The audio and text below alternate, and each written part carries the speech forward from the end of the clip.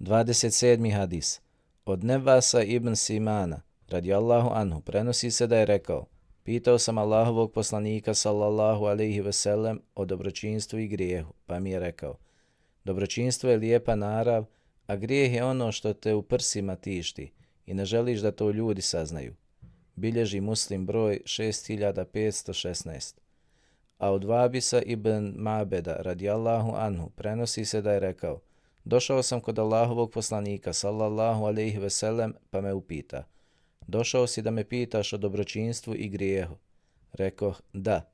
Allahov poslanik sallallahu alejhi ve sellem mi reče: upitaj svoje srce. Dobročinstvo je ono s čime je zadovoljna duša i s čime je zadovoljno srce.